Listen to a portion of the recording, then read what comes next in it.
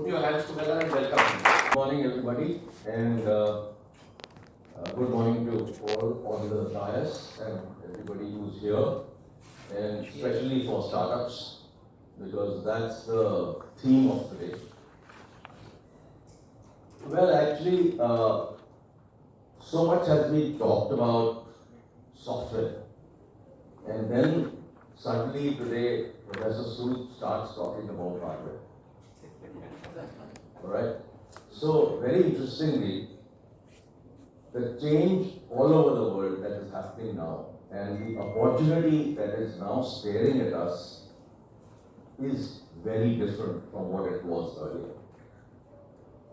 30 years ago, lots and lots of software companies were born, and they have succeeded like nobody else. And they have created a terrific brand for India all over the world. So due to the software revolution that took place here, the world today knows about India. And then this is fundamentally services. Now software services has grown so well that the global companies have now set up their own software services delivery centers in India. So they could not compete with Indians. So they had to come to India to have Indians on their rolls. And today, hundreds of thousands of people are on the rolls of what are called GCCs, the global software companies that are operating out of here. Because they need one thing. And the one thing that they need is the Indian mind. And so, globally, the Indian mind has been absolutely recognized that it probably is the best in the world. Right? Now, coming to the changes that will sweep across the whole world of technology. Till now, everybody thought that IT was software. And we forgot that close to 1976-77, HCL started its hardware business in India. And out of that hardware business was born the software business. And if you look at around you, Wipro also started hardware, and out of that hardware business, software started. If you look at Infosys, the founders of Infosys used to work for Patni, and Patni was a hardware company. And if you look at TCS was Tata Burroughs, and they were a hardware company. And the first order that came to TCS was from Burroughs. So literally a lot of the software companies have been born out of hardware. Now, a complete change is taking place now. What is now happening is that so much data is being generated globally and in India. And so much of data centers are getting set up. And people have so many devices in their hands today that the time for hardware has again come back. Because the opportunity size is huge. Right? Now, I've been involved with the PC revolution. I've been involved with the mobile telephony revolution. Mobile telephony, we brought Nokia to India. We created a distribution capability like how you sell soap, we sold phones. Right? And that created 80% market share for Nokia in India. And then, of course, they stumbled because they made some mistakes. And then we went into system integration. So what's really happening is that there is a lot of change that is happening. India is somehow in the services business in a very big way. Everywhere we are in services. And as services starts to grow, the margins keep falling. So the software services business used to have 40-50% margins earlier. What is the average margin that you see with software companies today? Have you seen the results that have been declared in the last 2-3 days? 23% is the highest. right? So major change has taken place. Those super margins that existed earlier, there's competition for those margins from global companies who are now using the same Indian brain. So, and their reach is phenomenal because they've been around for very long. So this competition has happened in every area that you will see. So India is fundamentally stuck in the low margin area everywhere. Right? You look at India in diamonds. We are the largest diamond cutting industry in the world. But who makes the diamond cutting machines? Right? India doesn't make them. The margin is sitting in the machines that we have to buy. So the same story is there in every part of our industry. You look at pharma. We are sitting in generic pharma, low margin, right? So this challenge has to be taken up. So 10 years ago, 12 years ago, I think, an organization in Bangalore was created, and they are called iSpirit. And what they did was they looked at this whole software area and they said, if we stay in software services, we will be in trouble 10 to 20 years later. So they started this movement of making India a software product nation. And today, if you look at 10 years later, India has many software product companies. And today we have $1 billion software company called Zoho operating out of a village in Tamil Nadu and selling to the world. Right? They sell more to the world than in India. As a matter of fact, they are opening the Indian market since last few years. Right? So it's a very different world that has got created. And then Professor Sood talked about it and some others talked about it. The digital infrastructure that has been created is all due to the efforts of iSpirit. Right? They helped create UPI. Okay? And they helped create what is called India Stack. Now, where do we go from here? In the last 5 to 7 years, I have been advocating for a very long time, and I've been on literally every government committee that you can think of in electronics. And for many years, I've been saying that India should be in semiconductors. India should be into electronics in a very big way. It took India 30 years or 40 years of my cajoling to actually start making large number of electronic products in India. So the last 5 to 7 years has seen a tremendous revolution in electronics manufacturing. But the electronics manufacturing is very similar to the software services business. Why is it similar? It's low margin.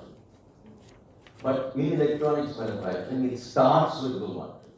It doesn't have high margin.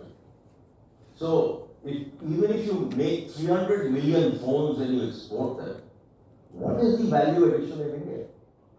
The value addition is sitting at 8%, 10% maximum.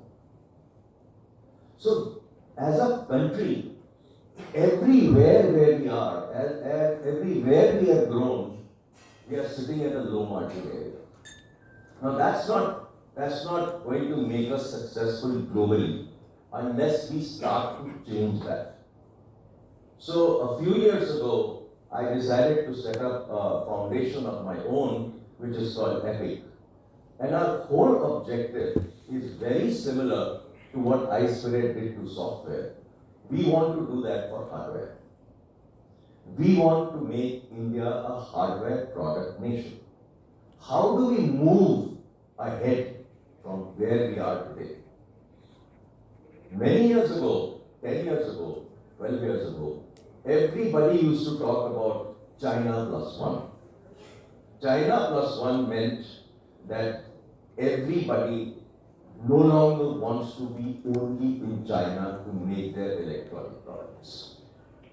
So everybody wanted to move out. All American companies, Japanese companies, Korean companies, they all said, Taiwanese companies, they all said we must have another location where we should put our money and investments.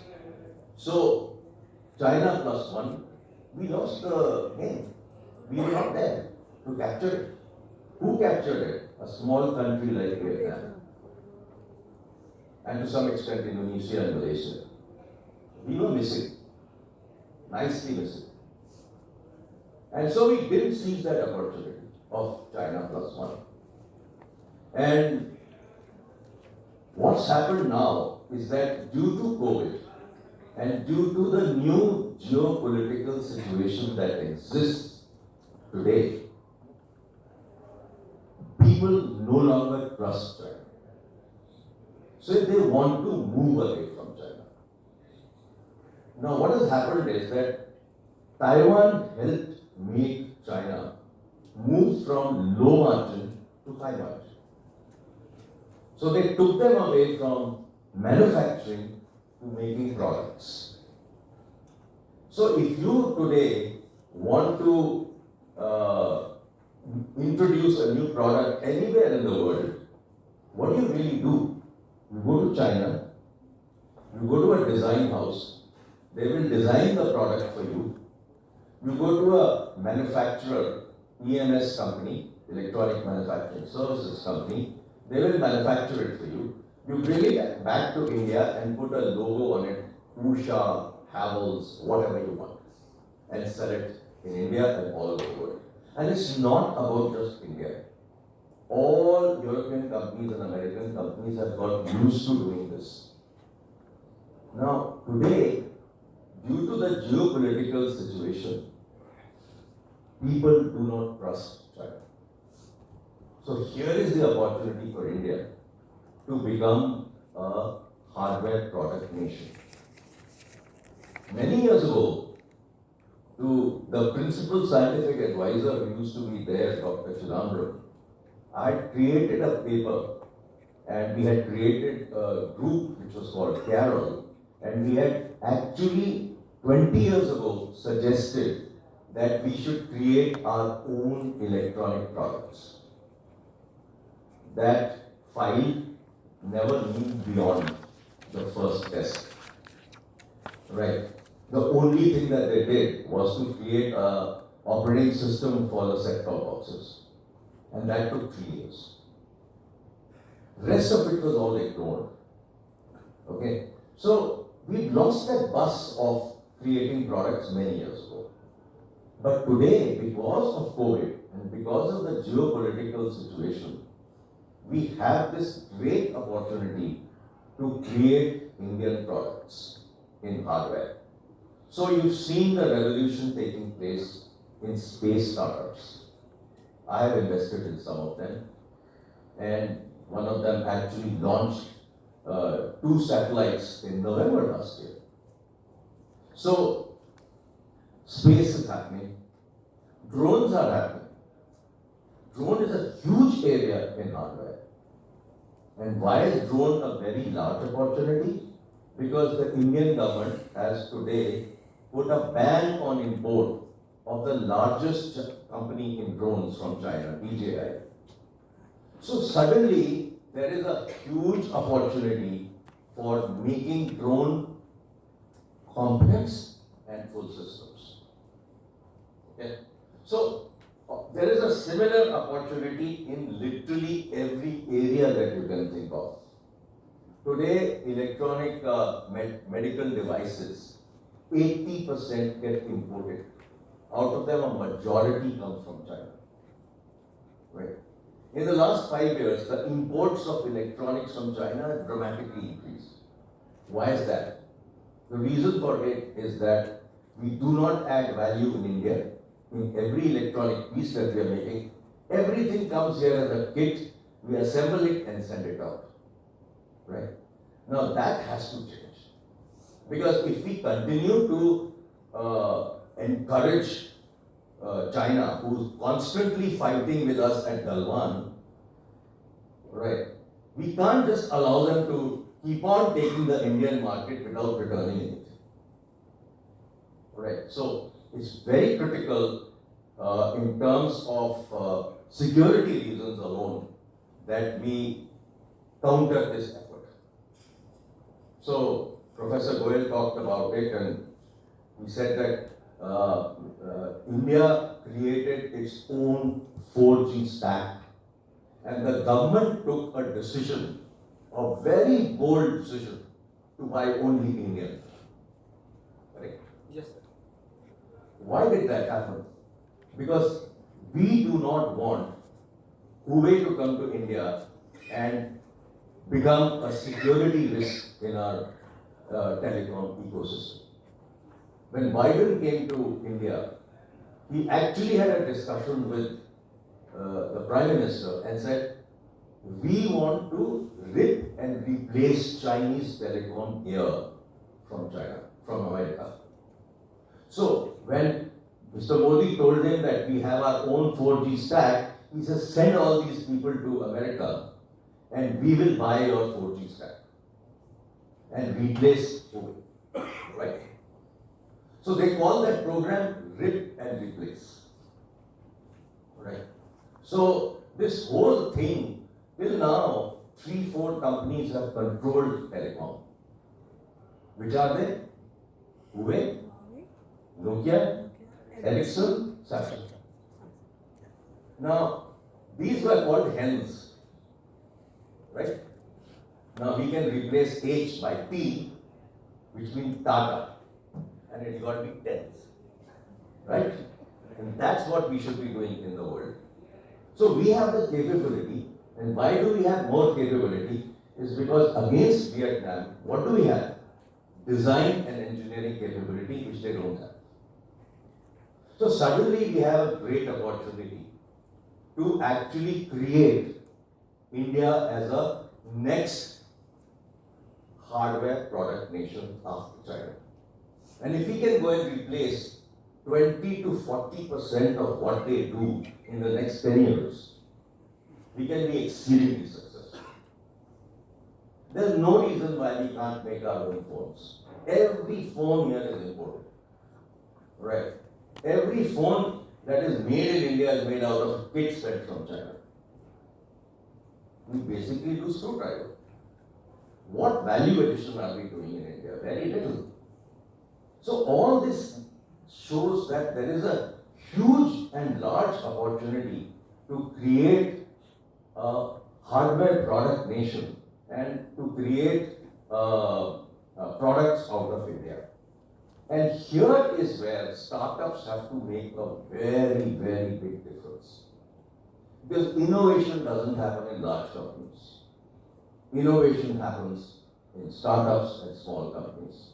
And therefore, we need to create hundreds and thousands of startups who actually need to create products in India. I've been involved with a very large hardware development project that was created, a hardware entrepreneur program that was created by MeitY here in Delhi. And it's called the Electropreneur Park. It was fundamentally for hardware startups.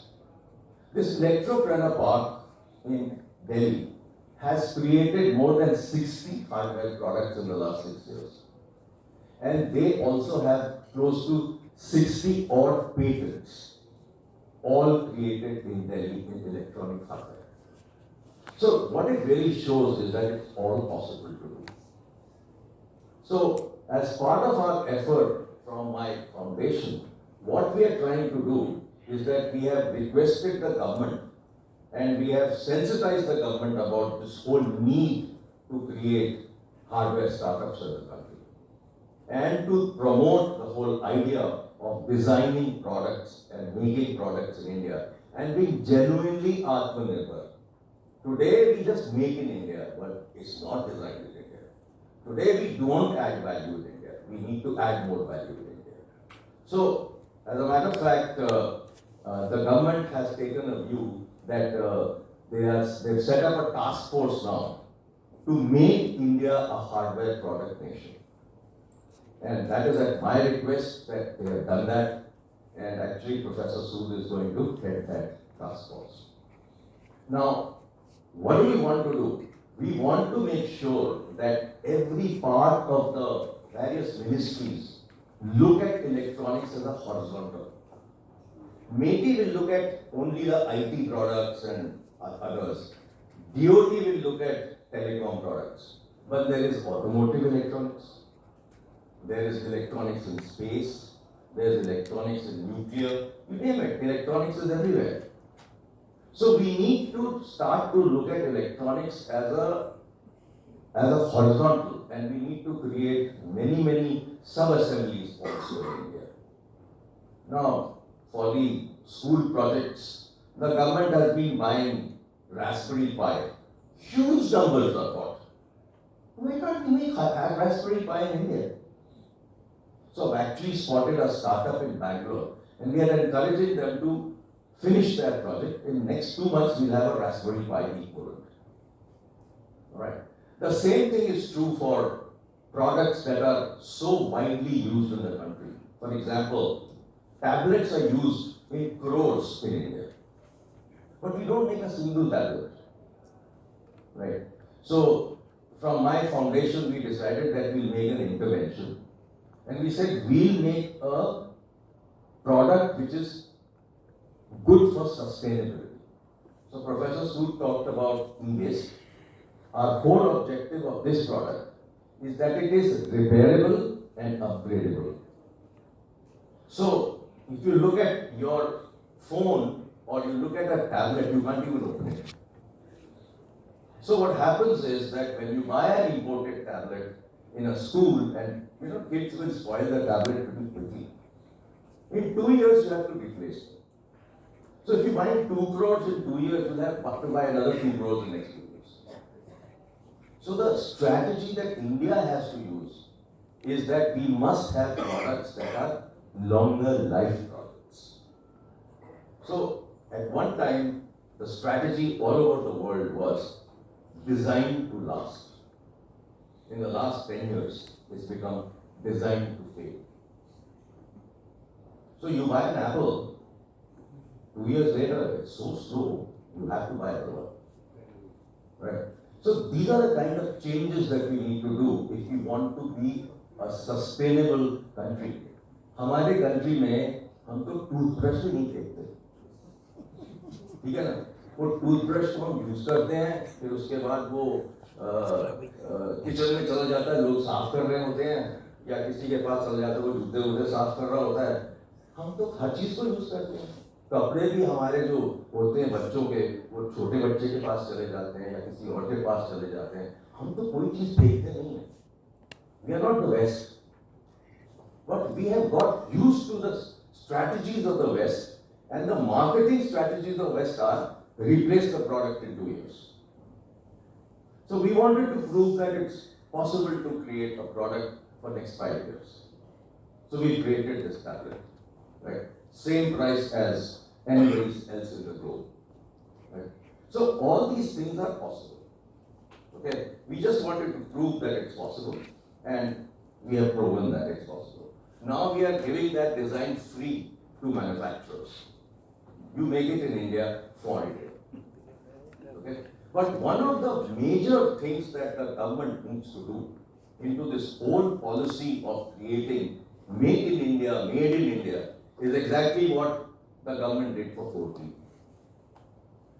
Aggregate the demand of BSNL, give it to an Indian company. What did the government do for vaccines? They aggregated the demand. Initially they said, all states you go and buy yourself. It didn't work. Right? Because they didn't have the capability to negotiate. They aggregated the whole demand and they gave it to 2 private companies for the first time in the history of India. That 2 private companies, not public sector, got benefited. Right? So, this is a very important part of how China created their industry. How America created its whole space, defense industry, aerospace industry through what is called DARPA. DARPA would come to you and give you a challenge and say, can you make this product for me? If you make the product for them, they will give you all the business. That's exactly what India needs to do. So India started in a small way with 4G. India started with vaccines. India has actually started an IDEX program in defense where a startup can make a product based on the challenge that they throw. And if you make that product and it's successful, defense gives you orders. Now today defense has taken a decision in India that they will have 75% Indian products for defense. So the direction is very clear. We need to now move towards that. There are policies of the government that exist, okay, but nobody follows them. Okay, there is a policy which says buy Indian. If you find that Indian products are available, at least 30 to 50% you should buy from India. Nobody cares. We are not proud of our own products as a country. And therefore, every state government and everywhere in the country, nobody bothers with preferential market access program that actually exists as a policy in this country. So from EPIC and from whatever work we are trying to do, we are trying to impress the government that demand aggregation is an important part of promoting Made in India. And you have done it in telecom, why can't you do it elsewhere? Can you imagine when medtech products are bought by people in India, it says you should have FDA and CE certification. Hey, FDA is for America, CE is for Europe. You want American and European standards to be bought in India because you do not want to buy Indian products. So every state government tender will come out and say FDA and CE required. It's completely crazy. So this is something that is happening beautifully in this country, how to avoid buying Indian products. So this needs to change. And we need to be proud of who we are, because it's the Indian mind that is making the next Intel processor. Every microprocessor that is made in the world has an Indian mind in it. But we don't know that. We don't know how many Intel processors have been made in India, because Intel doesn't declare that. NASSCOM says that they export $200 billion worth of software. Right? Do you know that inside is sitting $39 billion worth of R&D and engineering exports? Okay, those R&D and engineering exports are all VLSI design, embedded systems, hardware design. All of that is sitting in that 39 billion. But that 39 billion is at transfer price. It is not the end user price. So actually, if you take the end user price, India is exporting $100 billion of R&D and engineering exports. So we have that capability in this country, but we don't use it for India. We allow the Chinese and Koreans and everybody to come into this country, and I sort of feel that we are at the same stage when East India Company came to India. They came through business and they conquered the country. Something might happen like that. From Galwan to New Delhi is not far. So we better know, we better take care, we better make ourselves secure, because every chip that you take from China might have a backdoor which will send all your data back. Do you know a lot of phones today are carrying a chip from China? So these are all things that I just wanted to tell you, and that startups today have a huge role to play in making this new India, which makes Indian products and makes Indians proud of what they do. Thank you.